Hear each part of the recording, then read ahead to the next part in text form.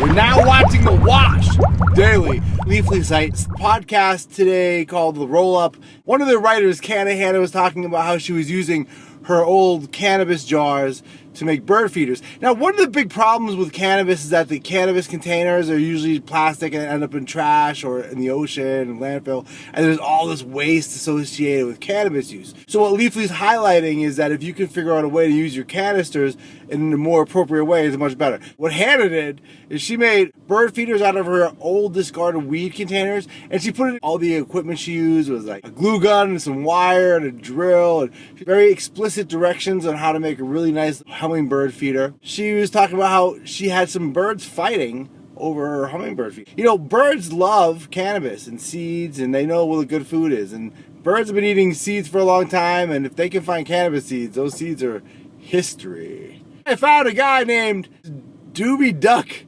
I think it's Doobie Duck. He takes pictures of hummingbirds in his cannabis field. I found all these amazing photos of hummingbirds fighting in cannabis. In the description, you'll find a link for Doobie Duck's pictures. Look at that picture. Oh my goodness, these birds are fighting. They're fighting over weed. mgretail.com is another great site for news. It's a weird name, but it's a good website. You know, they put a story out today talking about the importance of venture capital and having money in the cannabis industry. Cannabis companies have to come up with a lot of money. It's not just get a pot and stick a pot in it, grow pot in a pot. That's not what's going on. They have to hire people and they have to put all kinds of money up to have a facility and the camera systems and millions of dollars. And so they have to usually deal with venture capitalists to fund the operation. Well, now the venture capitalists don't have the money because of the COVID-19 has really caused a big problem financially. The hemp industry is sort of falling apart because people aren't using hemp products except for CBD. And hemp has big problems because if the THC content of hemp is greater than 0.3%, it has to be destroyed. A lot of the hemp farmers are having a lot of trouble, and it's just been recently they could get insurance, other protection afforded to other farmers and people involved in agriculture that the hemp farmers were locked out of. There's a lot of problems with hemp and cannabis legally still here in our country. There's too much regulation. There's too many things getting in the way. Hopefully those things will go away soon and we can move on, finding a cure for the economic problems that most people think cannabis is.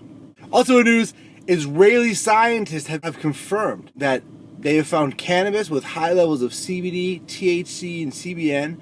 And this is cannabis they found in an ancient temple in about the 60s. In the 60s, they didn't have the technology available to really analyze the material, but now they 100% know it was cannabis, and not only was it cannabis, it was high THC content cannabis for smoking. It looks like this was used in a smoking ritual.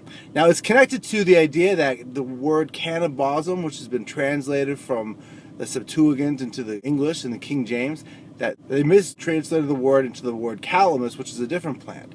Now, calamus plant doesn't have any medicinal properties, really. It's kind of a useless plant, especially compared to cannabis, which seems to heal the earth and people and heal people's eyes and skin ailments.